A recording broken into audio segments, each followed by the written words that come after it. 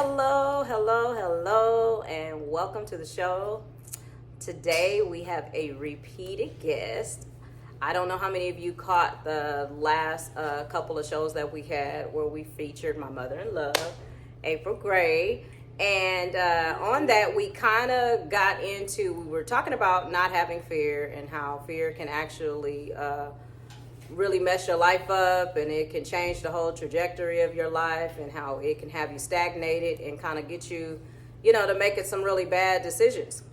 So today we're back on that, but we really want to dig into the topic of love. We want to go ahead and single this thing down and get into this love topic and how fear works in love. So I'm not going to say much today. I'm really going to turn it over to her. I'm going to ask some questions, but you're going to be hearing from the queen herself. So how you doing today? I'm good, thank you. Again, Elena, I get kind of nervous, but I didn't really prepare anything. Okay. But that's what we've been talking about. This is October being breast Cancer cancer month, awareness, and yes. awareness always. And then also we have the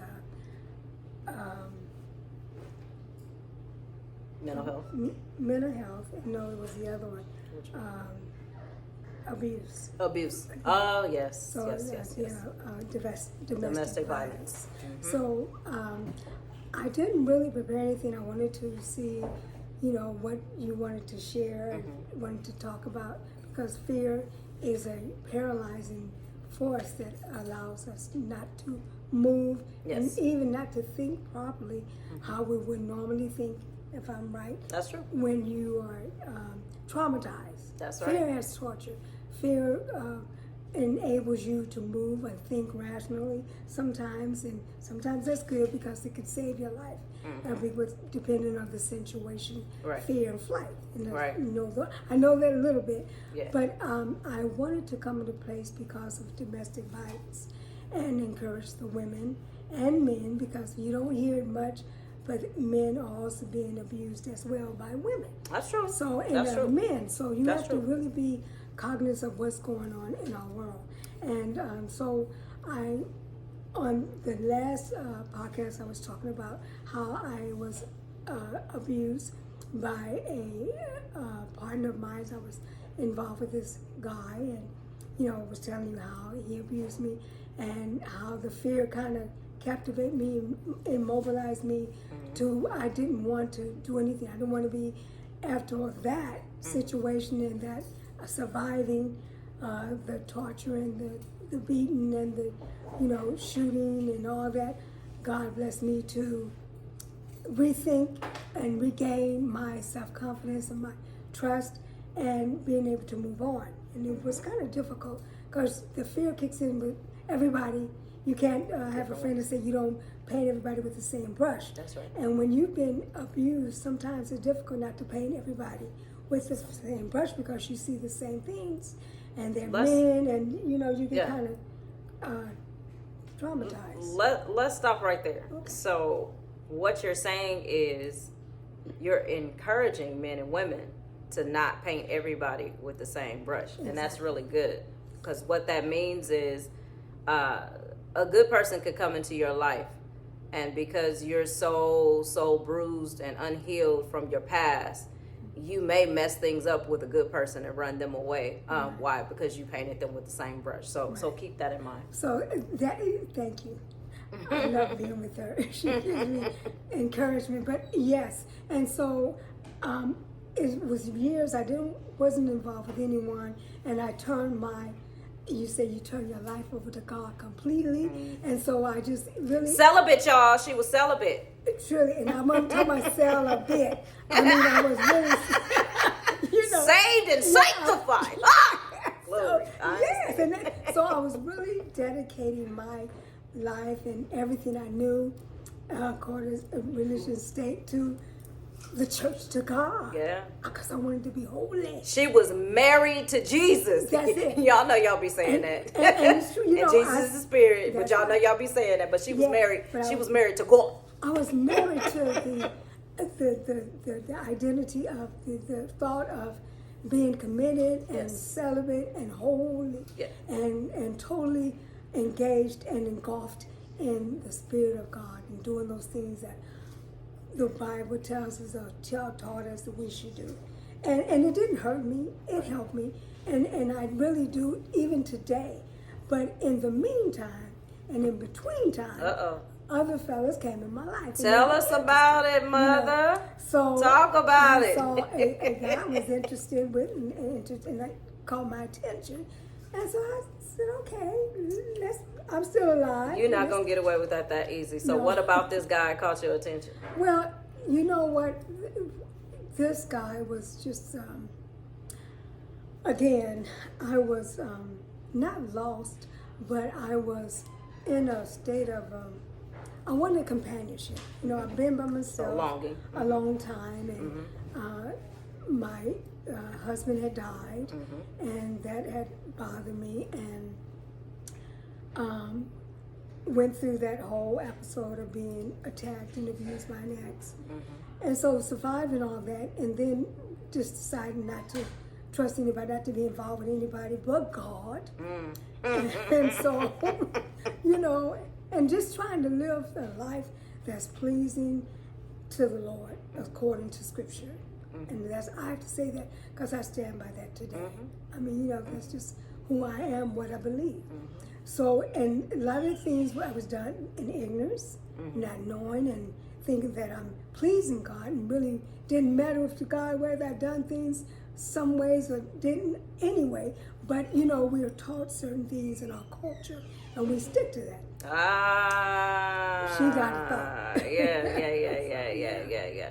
This is very important. So what she said is she was in God, and she was doing what she thought was the right thing. And yet she was judging herself for some things that actually probably weren't even wrong. Right. But you know, at some point, sometimes they say everything is sin. And the danger in thinking everything is sin is that you don't live. And then when you finally do start to live, right, all of those things that you never exposed yourself to, all of those things you never had an understanding to, you're kind of like a sheep out there with the wolves, and you will be attacked. You get eaten up. Yes. And so that's happened to me. And then you may say, well, April, how can you be so stupid? Well, you know, it's not stupid. It's not being gullible. Even my sons were saying to me, Mom, you should know better. You lack knowledge. And it's the knowledge within. It's a longing to be accepted, longing to be loved, longing to be caressed, longing to be held, and longing to be accepted for who you are. And these are natural things. So you don't. These are natural things. It's not a sin to want to be loved. There we are. We came here, right, in love. It took a man and a woman. Right. I'm gonna say that again. It took a man and a woman to create us. Okay. Right. All right. Yes. It was a co-creation thing going on. Okay. Right. So affection and love and companionship. Right. That is a natural part of us. And if you want to go scripture, you can go back in Genesis when, he said a man shall not be alone. But then he said he knew her.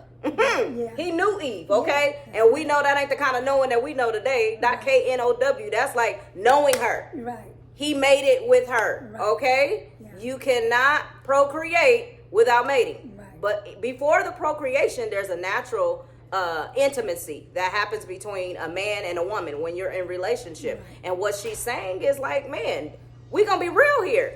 These are natural God-given desires. We can't sit around here and act like it's not here. We can't taboo sex out because that's the problem, because we've been tabooing sex out. And if you keep tabooing sex out, right, folks gonna keep sneaking, which means you can't stay in victory because you sneaking. But if you understand what sex really is, and you understand the way it really binds you together, you'll think a little bit more cautiously about who and what you bind yourself to, right, Mother? Okay, go on. That's good. So that's good. I'm not going to labor on that because that's so important, especially for mature women in my age group and my peers, because we have beat ourselves up. And because and we hide and make the young folks think we don't have desires and we don't have longings, and we really do a disservice. And I guess people look at me because I'm very transparent. I thank God it's not me. It's just that I have this. I just want to be honest. I want to help people, and I can't help you myself by denying that I'm a woman, I'm human, and I make That part. mistakes. That But part. I'm also God, and God Yeah. also keeps you. And one thing I do know, now you have desires, and there are ways we can overcome.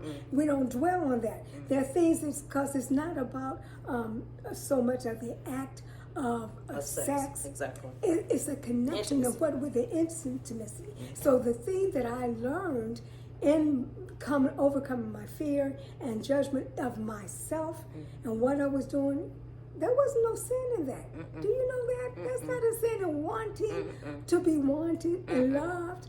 God is love. And I'm not saying, I'm not taking it out of context. No. I know what I'm No. talking about. No. I want to be clear with you Yeah. to know that you are right on it to have these desires, and you will because you're human. We're not robots. Right. God didn't make us not to feel, not to desire, Right. not to long, not to care, Correct. not to have empathy. Correct. That's part of us. That makes us. That's why COVID was so hard mentally on so many Yes. people, because we couldn't touch. We were scared to touch, be intimate, and all these things. The natural But things that bind us together. yeah, so the natural things. But yes, I know it's first natural, then spiritual. So that's, you have to be in alignment of life. What is life? Life. What is life? God is love. God is life. He gives us life. So we put things in perspective. I've learned, because God is in control and He's sovereign, that whatever has happened and is going to happen, God already knows about it.